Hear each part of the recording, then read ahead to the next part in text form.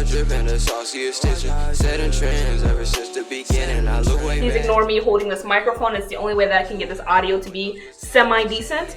But hi, my name is Bree. I go to Agnes Scott College. It is a historical women's college located in Decatur, Georgia. For those of you who do not know what a women's college is, I will add a definition right here.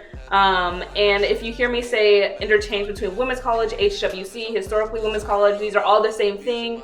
They mean the same thing. I might change them a little bit throughout the video, but again, they're the same thing.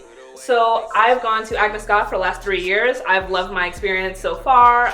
It's literally been like the best experience that I could ever wish for. So glad I chose it. The only thing is that whenever you go to, and I'm gonna say this like as a general concept, whenever you go to a women's college, it is so common for people to throw out these really weird misconceptions, and it's so weird. So if you're thinking about going to a women's college, or you yourself go to a women's college, stick around and hear these misconceptions. I promise you've ever heard them, you will hear them. Like, it's just so common. So let's. I can't be around females all day, every day. Females cause too much drama.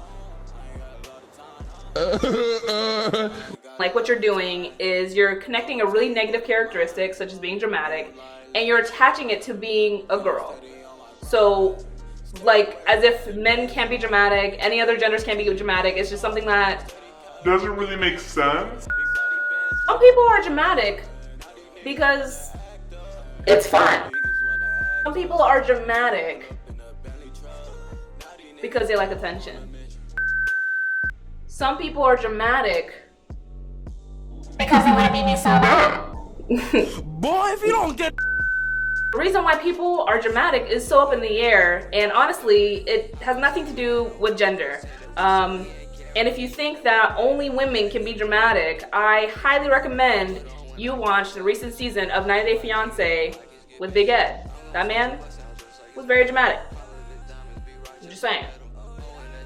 That occurred. You not believe in love.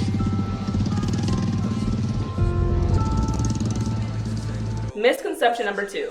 I could never go to a women's college. All my friends are men. Nope. Hey, come on. Come on. You guys know I was just kidding, right?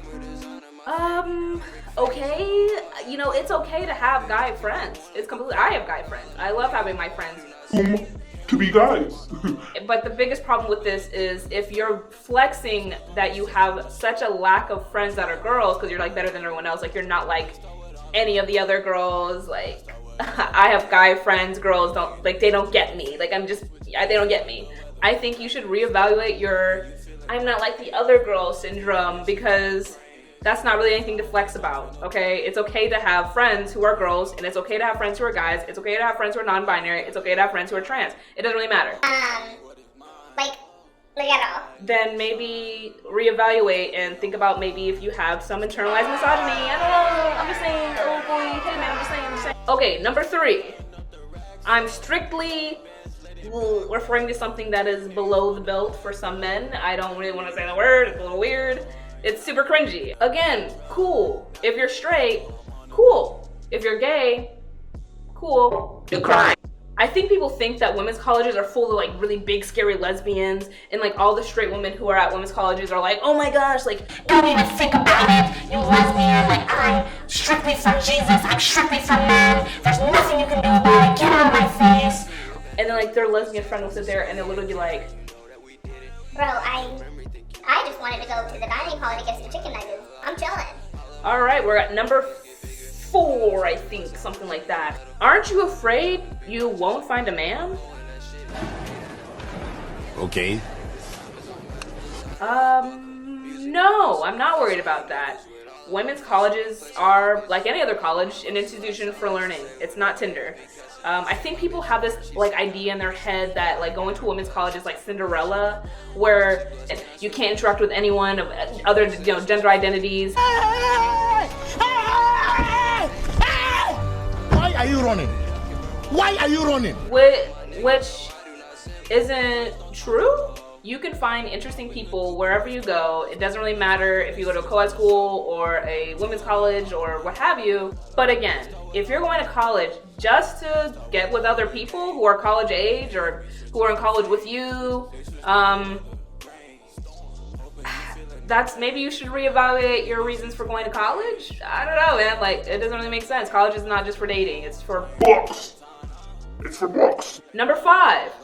Doesn't it get weird just having women around all the time? Actually, a lot of women's colleges accept people of different gender identity. In fact, here are a few colleges that accept people of varying gender identities, if you're interested in that. But also, women are just awesome. I hang out with some really cool individuals all the time at my college, and it doesn't really come to mind about what gender they identify as. It really doesn't. I just hang out and I just go and vibe, bro. Like, all right, number 6. But everyone is biologically female, right?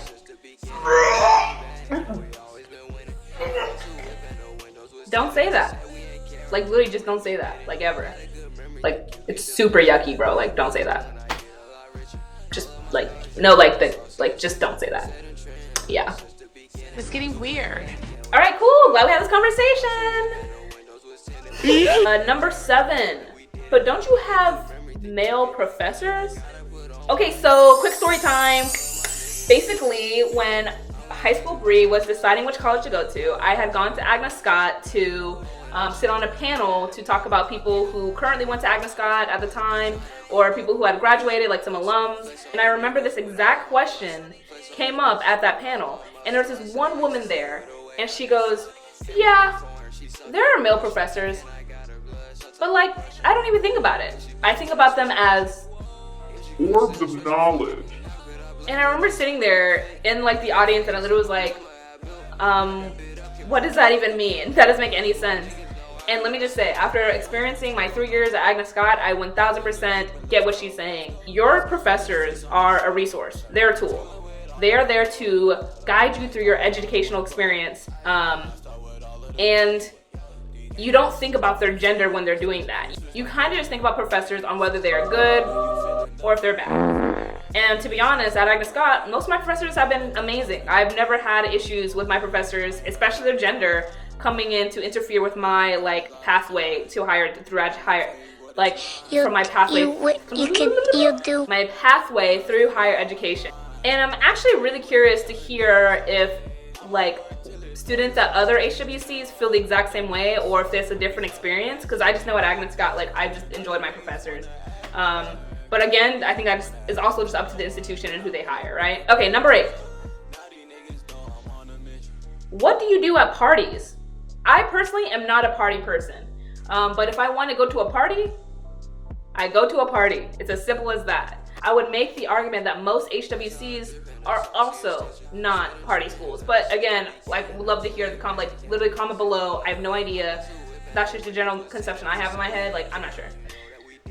But, you know, it goes back to the Cinderella idea of, like, once 12 o'clock comes in and, like, you have to stay on the campus and not interact with anyone. And that just isn't true. If it's Saturday night and you're trying to go to a party, like, you and your friends are, like, you got some cute outfits, you got your makeup going, like, you're ready, I promise you, you can find a party, especially here in Atlanta at Agnes Scott. Like, it's literally like, there's like 16 other universities. I mean, I'm exaggerating slightly, but like, you can definitely find a party. Number 9 or something. Girl, you can't talk to me. Why don't you talk to me? Okay, this one is my least favorite of the entire list. It's like, it's so gross. Number 9. So, do you like experiment? What is that question? That's so weird. Like, no. Yeah, so there's this really common like phrase or something that goes around like HWCs, and these are the phrases lug, lesbian until graduation, and bug, bisexual until graduation. These are kind of like homophobic because that's not really how it goes. And I think, okay, and here's the thing, I think people think, I'm not dumb, like I know the stereotype for women's college is like, oh, you know, everyone's gay and every night we have a sleepover and we have a pillow fight and then we casually make out afterwards. And that's true. Yeah. No, look, okay, listen. If you want to explore your sexuality while you're in college, that's your own personal business, right? I do think in my personal experience that women's colleges tend to be a lot more LGBT friendly, and that honestly makes it a safer and more supportive environment to do so.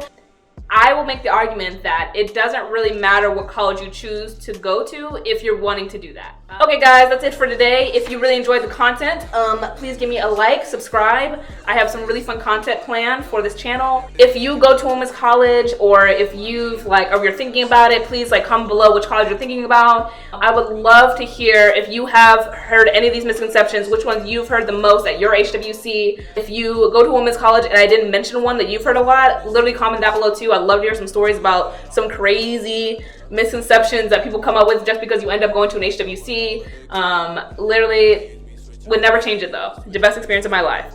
All right, until next time, guys.